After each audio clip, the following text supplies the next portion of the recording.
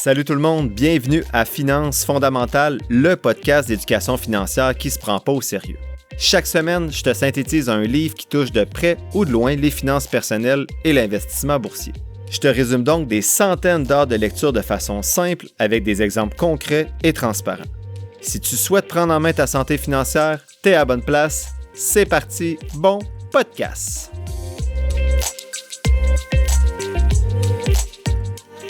Salut tout le monde, bienvenue au 102e épisode de Finances fondamentales. Je suis content d'être avec vous ce matin pour vous faire la synthèse du livre de Daniel Kahneman écrit en 2013 qui s'intitule Thinking Fast and Slow, donc pense vite et lentement. Avant de commencer, je veux nommer les abonnés du mois d'octobre, donc il y en a eu plusieurs nouveaux, Joanie, Maël, Roger, Vincent, Roxane, Sonia, James, Monsieur Daigneault, Pat, Sarah, Thibault, Radia et Geneviève. Et quelques personnes anonymes. Donc, j'ai juste vos adresses courriel. Donc, des fois, je ne peux pas vous nommer.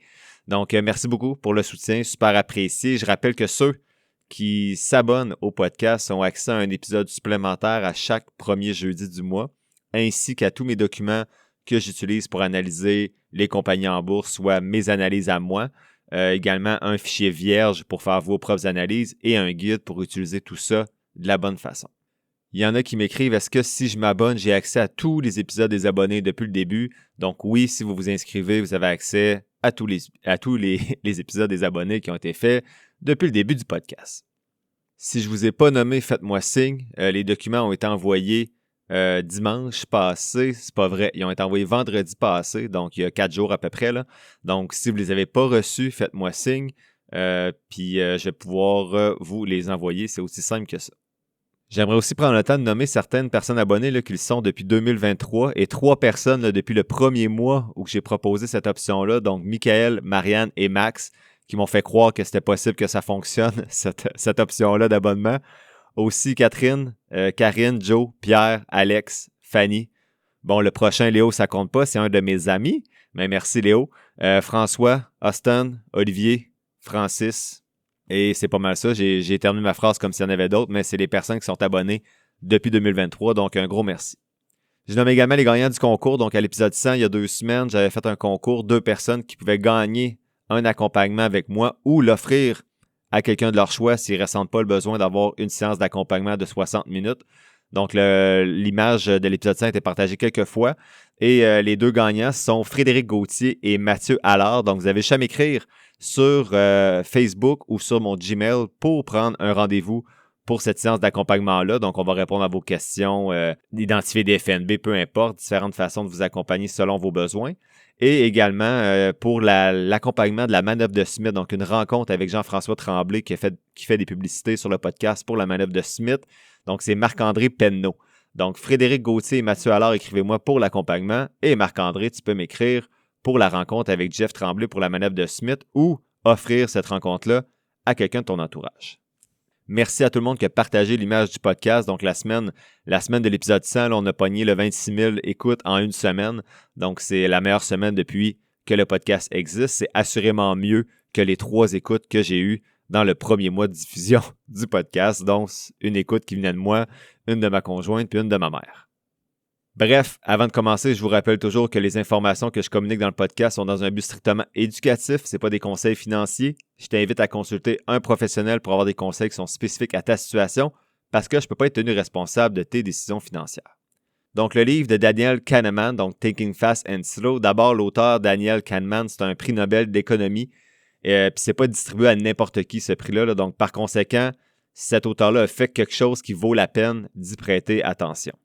Son livre de 2011, que je pourrais traduire mieux que tantôt, là, qui pourrait être Penser vite et lentement, traite de 2 systèmes dans notre cerveau, dont un des systèmes qui lutte pour le contrôle et qui nous rend sujet aux erreurs et aux mauvaises décisions, notamment par rapport à nos finances. Il nous montre comment on peut faire confiance à notre intuition ou quand on ne peut pas lui faire confiance et comment agir de manière plus réfléchie pour prendre de meilleures décisions. Premier élément de synthèse, 2 systèmes d'influence. L'auteur étiquette les 2 systèmes d'influence de notre esprit comme suit. Le premier, c'est le système 1 qui est automatique et impulsif. L'auteur dit que le système 1, c'est le système qu'on utilise, c'est ces exemples, là, lorsque quelqu'un de bizarre entre dans le métro et qu'on va se tourner instinctivement dans le sens inverse vers la porte et ce qui nous fait manger tout le sac de chips devant la télévision alors qu'on voulait juste prendre une ou deux poignées. Selon lui, le système 1, automatique et impulsif, c'est un vestige du passé et il est crucial pour notre survie.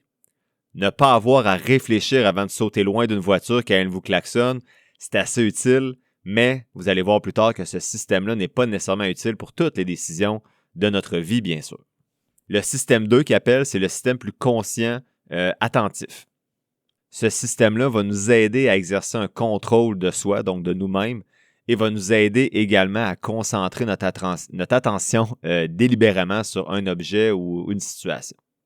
Ce système-là est à l'œuvre lorsqu'on rencontre un ami et qu'on essaie de le repérer dans une foule de gens parce qu'il va nous aider à nous rappeler à quoi ressemble notre ami et à filtrer tous les autres individus dans la foule. Selon lui, le système 2, c'est une des additions les plus récentes à notre cerveau et il y a juste quelques milliers d'années d'existence. C'est ce qui nous aide à réussir dans le monde d'aujourd'hui où nos priorités ont changé pour se nourrir et se loger à maintenant gagner de l'argent, soutenir une famille et prendre de nombreuses décisions complexes qui vont plus loin que « est-ce que je chasse aujourd'hui ou je cueille ?» Cependant, l'auteur dit que ces deux systèmes-là ne se succèdent pas parfaitement ou ne travaillent pas nécessairement toujours bien ensemble. Ils vont souvent se disputer le contrôle sur votre cerveau et ce conflit-là va déterminer comment vous agissez et comment vous vous comportez devant une situation X, Y, Z. C'est ce qui nous amène au deuxième élément de synthèse du livre que j'ai retenu pour vous, soit « Votre cerveau est paresseux ». L'auteur dit que notre cerveau est paresseux, puis ça va nous conduire souvent à commettre des erreurs intellectuelles qui sont pourtant pas si compliquées. Donc, il nous donne un exemple facile pour montrer comment ces deux systèmes-là vont nous affecter dans notre prise de décision. Voici l'exemple. Donc, vous achetez un bâton de baseball puis une balle de baseball pour 1,10 $. Donc, oubliez là, que ce n'est pas réaliste comme exemple. Je reprends lui de l'auteur qui date peut-être de quelques dizaines d'années pour le prix. Donc, vous achetez un bâton de baseball puis une balle puis ça vous coûte 1,10 $. Le bâton coûte 1 $ de plus que la balle. Combien coûte la balle? Donc, je vous laisse un petit peu réfléchir. C'est quoi votre réponse? Donc, si votre réponse instantanée, c'était de dire « la balle coûte 10 sous », l'auteur dit qu'il est désolé de vous dire que votre système 1 vient de vous tromper. Refaites le calcul. Une fois que vous avez passé 1 minute ou 2 à réfléchir réellement, vous allez voir que la balle coûte 5 cents. Si le bâton coûte 1 $ de plus, le bâton coûte 1 $ et 5 cents, ce qui est combiné vous donne 1 $ et 10 sous. Donc, si vous avez dit que la balle coûte 10 sous, le bâton coûte 1 $ et 10, donc ça fera un total de 1,20 $ et non 1,10 $. L'auteur dit que c'est fascinant. Qu'est-ce qui s'est passé lorsqu'on a fait le calcul rapide? Parce que je ne vais pas vous mentir que rapidement, moi aussi, j'arrivais à, si le bâton coûte 1 $, la balle coûte 10 cents. Donc, ce qu'il nous dit, l'auteur, c'est que lorsque le système 1, donc le système automatique, est confronté à un problème difficile qu'il ne peut pas résoudre, il va faire appel au système 2 pour travailler sur les détails. Mais parfois, notre cerveau perçoit des problèmes comme plus simples qu'ils ne sont pas nécessairement réellement. Donc, le système 1 pense pouvoir générer la réponse à la situation, même s'il ne peut pas réellement, et on finit par commettre une erreur. Donc, comme dans le cas qu'on vient de voir, le problème mathématique semblait simple, 1 $ et 10 cents, ça fait 1,10 $, alors qu'on s'est fié sur notre système 1 automatique parce que ça semblait simple, donc la réponse est arrivée rapidement, alors que si je vous avais mis une équation mathématique plus complexe, donc x2 égale, bref, là, j'ai pas d'équation mathématique rapide en tête, mes maths 536 sont loin, mais bref, si vous avez une équation plus complexe, votre système 1 ne prendra pas la place pour vous donner une réponse rapide, vous allez devoir automatiquement utiliser votre système 2 pour faire ce calcul-là, alors que lorsque ça paraît simple, votre système 2 n'embarque pas. Donc, l'auteur dit pourquoi le cerveau fait ça? Comme avec les habitudes, votre cerveau veut économiser de l'énergie. La loi du moindre effort stipule que votre cerveau va utiliser le minimum d'énergie pour chaque tâche s'il peut s'en sortir avec le minimum d'énergie. Donc, quand le système 1 pense qu'il peut s'en occuper, il ne va pas activer le système 2. Dans ce cas-là, ça va nous amener à ne pas utiliser entièrement les capacités de notre cerveau, même si vous en auriez réellement besoin, il va se limiter parce qu'il est paresseux. Ça nous amène au troisième élément de synthèse qui est « laisse tes émotions à la maison ».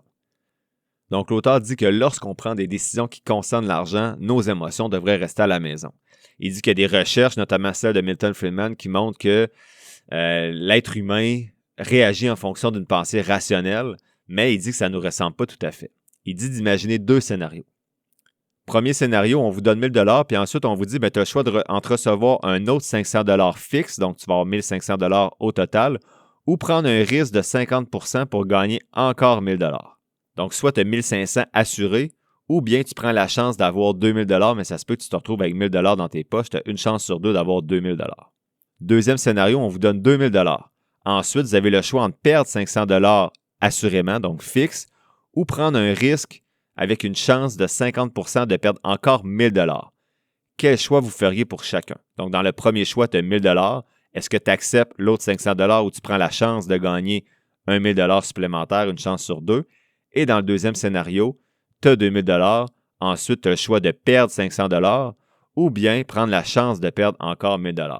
Qu'est-ce que je répondrais, moi, vite, là, mettons que je ne lis pas après les points que j'ai prévus parce que ça fait un petit bout que j'ai lu le livre et je ne me rappelle pas c'est quoi la bonne réponse à ces scénarios-là. Dans le premier scénario, je prendrais 1500 fixe. Donc, je ne prendrais pas la chance d'avoir 1000, je prendrais 1500. Et dans le deuxième scénario, est-ce que je prendrais 1500 fixe ou je prendrais la chance de perdre 1000 $? Je prendrais 1500 fixe aussi. Je m'assurerais juste de perdre le 500. Donc, dans les deux scénarios, moi, j'irais avec 1500. Donc, l'auteur dit que si vous êtes comme la plupart des gens, vous préféreriez prendre les 500 sûrs dans le scénario 1, donc ce que j'ai fait, mais le risque dans le scénario 2. Donc, OK, il dit que dans la plupart des gens dans le scénario 2 auraient dit qu'ils prendraient la chance de rester à 2000 ou de perdre 1000 $. Il dit pourtant les chances de finir à 1000, 1500 ou 2000 sont exactement les mêmes dans les deux cas, donc vous devriez répondre la même chose dans les deux scénarios. Donc là, j'ai l'air d'avoir triché, mais je n'ai pas triché, mais c'était ma réponse, moi, 1500 dans les deux cas. Il dit la raison pourquoi la plupart des gens ne prendront pas la même réponse dans les deux scénarios, c'est l'aversion à la perte. Donc, il dit qu'on a beaucoup plus peur de perdre ce qu'on a déjà et on est avide d'en obtenir davantage. Il dit qu'on perçoit également la valeur en fonction d'un point de référence. Donc, commencer à 2000 $, ça vous fait penser que vous êtes dans une meilleure position de départ. Donc, on veut protéger ce 2000 $-là pour ne pas descendre à 1000. Il dit qu'aussi, on devient moins sensible à l'argent. Donc, il parle de principe de sensibilité décroissant lorsqu'on a plus. Donc, la perte de 500 $ lorsque vous n'avez 2000 semble plus petite que le gain de 500 $ lorsque vous avez juste 1000 $. Donc, vous êtes plus susceptible de prendre le risque de gagner ce 500 $-là supplémentaire. Il dit donc d'être conscient de ces choses-là, de savoir simplement que vos émotions essaient de vous tromper lorsque vient le moment de parler d'argent. Et ça va vous aider à prendre des meilleures décisions financières. Essayez de considérer les statistiques, les probabilités, quand les chances sont en votre faveur, puis agissez en conséquence et agissez pas seulement avec vos émotions. Donc, c'est ce que l'auteur dit, en gros, là, de ne pas laisser les émotions interférer là où elles n'ont pas leur place. Il dit que la règle numéro 1, après tout, pour tout bon joueur de poker, c'est laisser les émotions à la maison. J'aime pas beaucoup comment ce point-là se termine avec cette phrase-là de l'auteur parce que je pense que l'investissement, c'est très loin d'être une partie de poker, mais je pense que les éléments qui ont été discutés ici sont quand même pertinents pour les gens qui se lancent dans l'investissement. Roy Lévesque et Associés, c'est un cabinet de services financiers familier de troisième génération établi à Magog qui accompagne des familles partout au Québec depuis plus de 60 ans dans la gestion de leur patrimoine. Ce qui est vraiment unique chez eux, c'est leur approche axée sur la confiance et le relationnel dans laquelle chaque famille a une stratégie sur mesure. C'est justement avec Simon-Pierre Gingras, qui est conseiller en sécurité financière chez Roy Lévesque et Associés et actionnaire de la firme, que j'ai fait affaire pour l'assurance vie de mes filles parce qu'il détient le titre de professionnel agréé du Infinite Banking acquis directement à l'Institut Nelson Nash. J'ai consulté 3 experts pour mettre en place cette stratégie-là et j'ai choisi Simon-Pierre pour son efficacité et son intégrité. Il n'a pas niaisé en essayant de me vendre 2,2 millions d'assurances pour mes filles en plus de m'en offrir pour mes oncles et mes tantes. Il est parti du budget que je lui avais dit pour m'offrir un produit sur mesure qui répondait réellement à mes besoins. Donc, que ce soit pour la gestion de vos investissements ou votre planification fiscale, quand Simon-Pierre travaille avec vous, c'est pour vous offrir la meilleure solution après avoir bien analysé votre situation. Si vous cherchez des partenaires pour vous aider à bâtir un avenir solide pour vous et votre famille, je vous encourage à contacter Roy Lévesque et Associés en cliquant sur le lien dans la description de l'épisode. Comme vous le savez, j'utilise l'infolette d'InfoBref depuis près de 2 ans, mais je suis aussi un maniaque des podcasts. Donc, je vais vous dire que je n'étais pas malheureux de découvrir le balado d'InfoBref qui résume chaque matin, en format audio, l'essentiel des nouvelles en 5 minutes. Pour moi, c'est l'idéal afin d'être au fait de l'actualité pendant que je fais mon jogging matinal ou que je fais la vaisselle le soir. Donc, faites comme moi et abonnez-vous au balado d'InfoBref en cliquant sur le lien dans la description de l'épisode. C'est gratuit. 4e élément de synthèse, tu te compares à qui? Donc, le livre souligne l'importance des cadres de référence dans notre processus de pensée et de décision. L'auteur dit que nos décisions sont souvent influencées par les contextes dans lesquels on va les prendre, ces décisions-là, ce qui peut entraîner des choix différents pour des situations similaires, comme on a vu dans l'exemple précédent avec le 1000 et le 2000 $. Donc, les contextes dans lesquels une décision va vous être proposée, les contextes dans lesquels vous allez avoir un choix à faire, là, ça va influencer souvent vos choix de manière significative. L'exemple que l'auteur donne, c'est dit de considérer une offre d'emploi qui propose un salaire annuel de 85 000 $. Si cette offre-là est présentée dans une région où le coût de la vie est élevé, bien, ça peut sembler moins attrayant par rapport à une offre similaire dans une région où le coût de la vie est plus faible. Donc, un salaire équivalent à Montréal ou à Sherbrooke va être peut-être moins intéressant à Montréal et peut-être plus intéressant à Sherbrooke.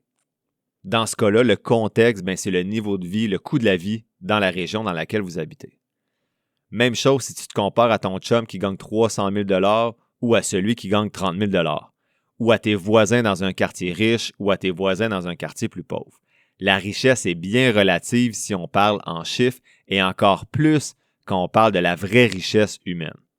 Mais bon, ici dans le podcast, on parle de chiffres. Donc, essayez de vous fixer des objectifs personnels et arrêtez de vous comparer autant pour le paraître que pour votre taux d'épargne ou que pour votre stratégie d'investissement. On est tous différents, on n'a pas besoin chacun de la même façon d'arriver à notre liberté financière. Un autre exemple donné par l'auteur, ça concerne les décisions d'investissement. Donc, il dit que si un investisseur voit que le marché boursier a augmenté de 10 % au cours de la dernière année, il va être plus enclin à investir davantage parce qu'il va percevoir le marché comme étant en hausse. Cependant, si cette augmentation-là était précédée d'une baisse de 20 % drastique, bien, l'investisseur va peut-être être plus prudent parce que son cadre de référence, son contexte de décision va être influencé par la récente perte qu'il y a eu de 20 %. En gros, en comprenant le comment, le contexte dans lequel vous prenez votre décision influence cette décision-là, comme pour vos émotions, bien, vous allez être en mesure de prendre des décisions plus éclairées qui vont être basées sur des considérations, des éléments objectifs plutôt que sur votre subjectivité. Cinquième et dernier élément de synthèse pour le livre d'aujourd'hui, c'est 5 trucs pour prendre de meilleures décisions. L'auteur offre des conseils sur la manière de prendre des décisions plus informées en reconnaissant et en contournant les biais cognitifs qu'on a discutés aujourd'hui. Donc, il nous encourage à adopter une approche qui est plus analytique, objective et réfléchie lorsqu'on est confronté à des choix importants. Premier truc, c'est ralentir et réfléchir. L'auteur nous encourage à prendre le temps pour réfléchir aux décisions importantes. En ralentissant le processus de pensée, le processus de décision, on a plus de chances d'engager notre système 2 qui est conscient plutôt que notre système 1 qui est automatique, ce qui peut nous conduire à prendre des décisions plus réfléchies et qui vont être moins sujettes à nos biais cognitifs et à notre subjectivité. Je dois avouer que je n'ai pas toujours appliqué ce truc-là dans ma vie. Moi, ma blonde, on a pris des décisions importantes là, sur des coups de tête, donc d'habiter à Sherbrooke, d'acheter notre première maison pendant que j'étais à maîtrise, de fonder une famille sur un coup de tête également. Donc, on n'a pas réfléchi autant qu'il fallait ces décisions-là.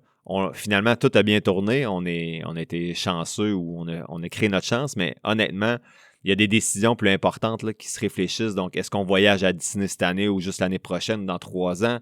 Donc, il faut prendre le temps de réfléchir ces décisions-là le plus possible. Deuxième truc, questionnez vos instincts. Donc, il dit que lorsqu'on est confronté à une décision, il faut remettre en question nos premières réponses, nos premiers éléments de réponse qui viennent souvent de notre instinct. Donc, il faut se demander si on a suffisamment d'informations pour prendre une bonne décision éclairée ou si on est seulement influencé par nos émotions ou par le contexte, donc par des biais cognitifs et subjectifs. Troisième truc, c'est considérer des alternatives. Donc, avant de prendre une décision, prenez le temps d'examiner les différentes options qui vous sont offertes. Comparez les avantages, les inconvénients de chacun des choix que vous avez et envisagez également des solutions alternatives qui pourraient peut-être même mieux répondre à vos besoins ou vos objectifs par rapport aux choix initiaux que vous aviez. Quatrième truc, utilisez des outils d'aide à la décision. Donc, l'auteur propose d'utiliser des outils d'aide à la décision comme des listes de vérification, des analyses coûts-avantages pour vous aider à structurer votre processus de prise de décision et minimiser, bien sûr, les erreurs que vous pourriez faire en chemin. Cinquième et dernier truc, c'est demander des avis externes. L'auteur dit que lorsqu'on est confronté particulièrement à une décision difficile, ça peut être utile de consulter d'autres personnes de notre entourage pour obtenir des perspectives différentes ou même avoir l'avis de personnes professionnelles. Ces avis-là externes peuvent nous fournir des informations supplémentaires auxquelles on n'aurait pas pensé, qu'on aurait négligées, qui peuvent nous aider ensuite à prendre une décision plus éclairée par rapport à nos finances. Il dit qu'en adoptant ces 5 trucs-là, en étant conscient des pièges potentiels de la pensée humaine, de notre cerveau, on peut prendre des décisions qui sont plus éclairées et plus efficaces dans notre vie personnelle et professionnelle, notamment en matière de finances.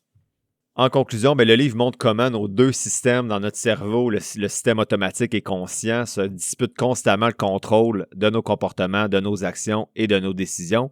Et le livre nous enseigne aussi les nombreuses façons que ça peut conduire à des erreurs de jugement ou de décision et ce qu'on peut faire à ce sujet-là pour éviter justement de prendre de mauvaises décisions à cause qu'on ne prend pas le temps de réfléchir. Le livre a une approche très scientifique, donc assurément, j'ai apprécié ça. C'est soutenu par des mathématiques et des faits, mais il est aussi très simple à comprendre. Je recommande vivement ce livre-là et je ne pense pas que la synthèse que j'ai faite aujourd'hui lui rend justice. C'est un témoignage de la capacité de l'auteur, donc Daniel Kahneman, à communiquer des idées complexes de manière super claire et captivante. Si vous êtes intéressé par une meilleure compréhension du fonctionnement de votre esprit et de la façon dont on peut prendre de meilleures décisions, autant en finance que dans votre vie personnelle, ce livre-là vaut vraiment la peine d'être lu. On est un peu plus loin des finances que d'habitude, même si on peut comprendre nos réactions financières, mais c'est un livre qui pourrait vous influencer bien au-delà de la finance, comme Atomic Habits, que j'avais synthétisé dans le coin des épisodes 30 ou 40 du podcast. Je pense que c'est 35, mais je ne suis pas certain. Je le recommande donc si vous avez de la misère à contrôler certains de vos comportements, surtout financiers. Il va y avoir un peu plus de montage aujourd'hui. On dirait que j'ai un chat dans la gorge. Il faut que j'arrête aux 2 minutes pour tousser, m'étouffer, prendre une gorgée d'eau. Pas évident matin. Bref, je termine bientôt et je termine justement avec une citation de l'auteur. Je vous la lis en anglais puis je vous la traduis dans mon merveilleux français. Donc, il dit « Nothing in life is as important as you think it is while you are thinking about it. » Donc, il dit en gros, rien dans la vie n'est aussi important que vous le pensez lorsque vous y pensez. Donc, dans mes mots à moi, en gros, on voit les choses plus gros qu'elles sont quand on est dedans. Donc, les baisses boursières nous semblent plus grosses qu'elles sont quand on est dedans. Une séparation avec notre conjoint, notre conjointe, ça semble plus gros que c'est pendant qu'on est dedans.